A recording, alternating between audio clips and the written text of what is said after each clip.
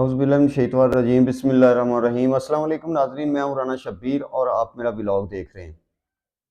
शहर इक़्तिदार से खबरें ही खबरें हैं। सबसे जो बड़ी खबर है वो तो ये है कि कल पार्लियामेंट से जिस तरीके के साथ 9 सेकंड के अंदर जो है वो 6 तरमीम कानून साज़ी की गई है। 6 तरमीम आइनी जो 26 आइनी तरमीम की गई है, उसी को जो है अब उसका दायरा कार जो है उसको बढ़ाया जा रहा है और उसके अंदर जो चीज़ें की थी अब उसके मुताबिक जो है वो फेज़ 2 में दाखिल हो रहे हैं। एक तो आर्मी चीफ जो है उसकी मुद्दत मुलाजमत जो है यानी कि वो 5 साल कर दी गई है। वो 5 साल तक अब उनको कोई नहीं छेड़ सकता और मज़ीद जो है उसके अंदर गुंजाइश पैदा की गई है कि वो 5 साल के लिए मज़ीद एक्सटेंशन ले सकता है और साथ में उम्र की हद ख़त्म कर दी गई है। यानी कि आर्मी चीफ अगर आपकी पसंद का है तो सारी ज़िंदगी वो रह सकता है, आपकी मौजें ही मौजें हैं।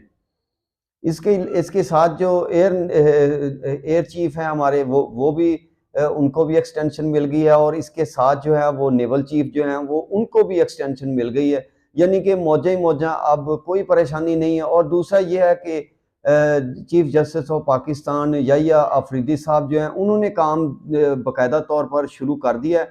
अब वो इस कब्जे को कानूनी हैसियत देने के लिए अपनी पूरी ज़िम्मेदारी के साथ वो काम कर रहे हैं। पिछले 3-4 दिन से या 5 दिन से जो उम्मीदें लगाई हुई थी तहरीक इंसाफ के लोगों ने, मतलब वो सोशल मीडिया पर ऐसे धड़ल्ले से कर रहे थे और अक्लमंद और सियाने लोग कह रहे थे कि ये जो भी याहिया अफरीदी साहब कर रहे हैं ये तो सारे इंतज़ामी मामलात हैं, इसमें अभी तक चीज़ें आप इनके इनके इन पर जो है वो बड़ी कोई राय नहीं दे सकते कि ये किस तरह के चीफ जस्टिस होंगे। लेकिन अब चीज़ें खुलकर सामने आना शुरू हो चुकी हैं कि वो कब्ज़ा जो है वो उसको मजबूत करवाने के लिए आए हैं। वो दरअसल हलफ उठाने से पहले उनकी जो मीटिंग्स हुई हैं उनके साथ वो सारी चीज़ें तय करके आए हैं और ये काजी फाइज ईसा पार्ट 2 होंगे। और ये काजी फाइज ईसा का जो दौर है उसकी एक्सटेंशन आप इसको कह सकते हैं, यानी कि ये दौर उससे भी भयानक दौर जो है वो हो सकता है। और बिल्कुल आप उम्मीद अगर तहरीक इंसाफ वाले लगाए बैठे हैं तो वो उनकी बहुत बड़ी भूल है, क्योंकि अगर इन्होंने करना होता प्रैक्टिस एंड प्रोसीजर जो कमेटी का हर जुमेरात को इजलास होता है उसके लिए बार बार मंसूर अली शाह और मुनीब अख्तर साहब ने उनको कहा, लेकिन उन्होंने अजलास नहीं बुलाया और उन दोनों ने जो है वो अजलास जो था वो मुनक्कद किया और उसमें कुछ फैसले हुए। एक तो ये हुआ कि फुल कोड जो है वो बना दी जाए और ये जो आइनी तरमीम है 26वीं आइनी तरमीम है, इस पर जो है इन चीज़ों का अहाता किया जाए कि आया इसके अंदर कोई अगर गलतियां हैं तो या ये ठीक हुई है या गलत हुई है, या जो भी चीज़ें हैं एक एक चीज़ को जो है वो अदालत के अंदर डिस्कस किया जाए।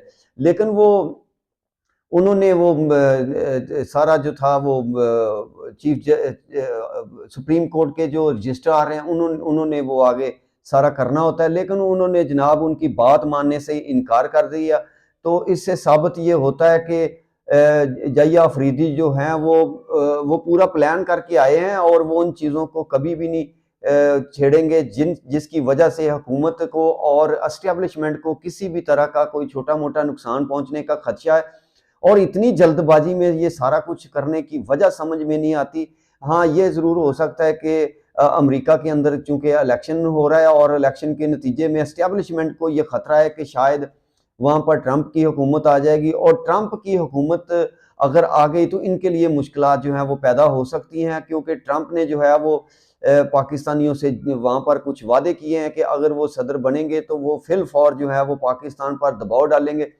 इमरान खान जो है वो जिस दिन से चीफ जस्टिस बने याहिया अफरीदी, उस दिन से लेके अब तक जो है उन पर ज़हनी तौर पर बहुत ज़्यादा तशद्दुद किया गया, उनको मुसलसल टॉर्चर किया जा रहा है और चीफ जस्टिस साहब जो हैं वो ये चीज़ें उनको नज़र नहीं आती। काजी फायज़ ईसा को भी कुछ भी नज़र नहीं आता था, जो दुनिया के हर शख्स को चीज़ नज़र आती थी वो काजी फायज़ ईसा को भी नज़र नहीं आता था। तो लग ऐसे रहा है कि अब ये कब्जा पूरी मजबूती के साथ करवा कर जाएंगे याहिया अफरीदी साहब। और इसके साथ जो है वो पहले 17 जज हैं सुप्रीम कोर्ट के, उनकी तादाद को बढ़ाकर जो है वो 34 कर दिया गया।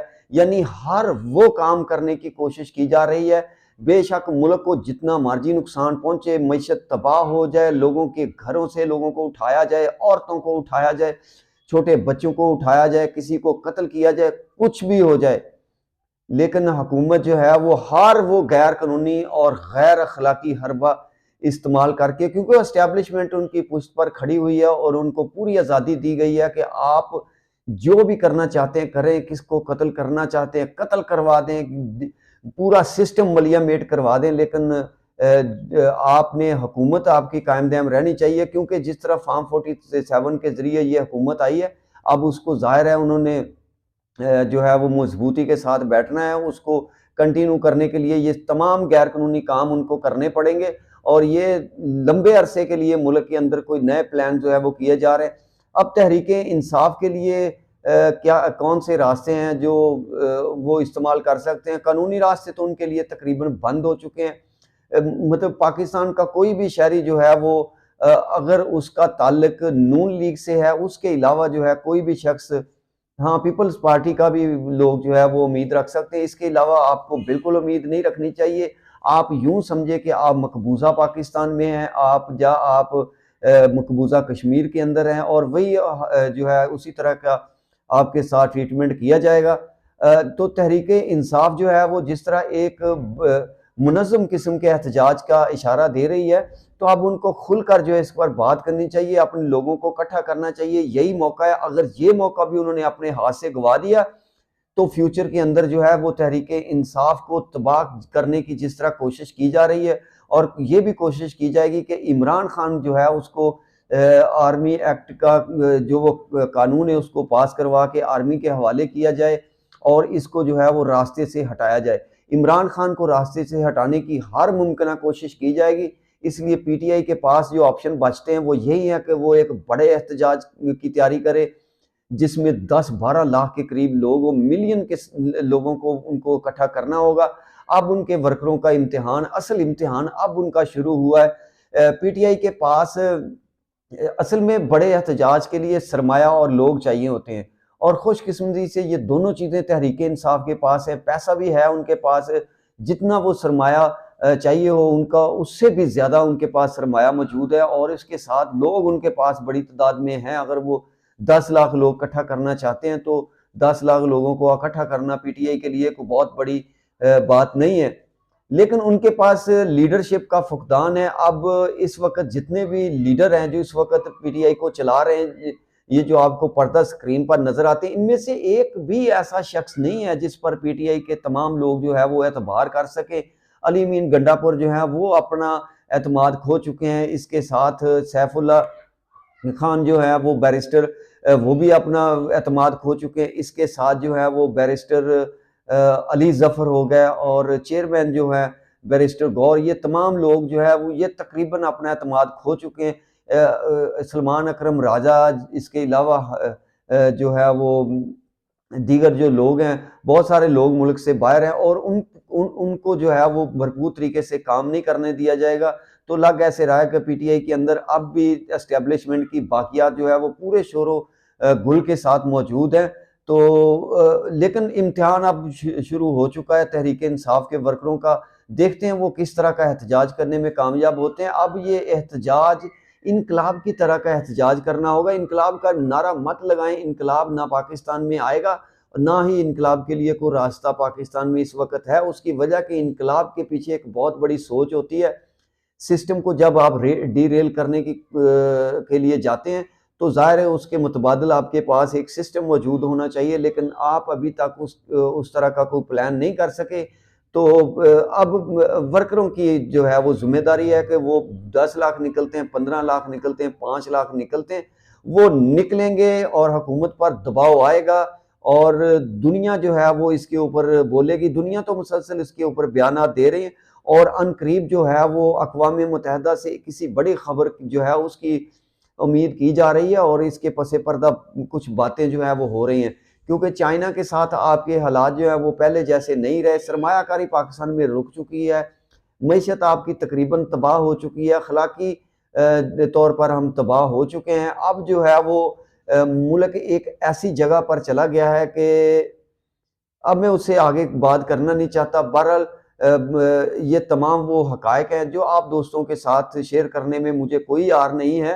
तो बहुत सारी चीज़ें खुलकर जो हैं वो सामने आना शुरू हो जाएँगी। अब ज़ाहिया अफ़रीदी जो है उसका असल रूप जो है वो अब सामने आना शुरू हो चुका है।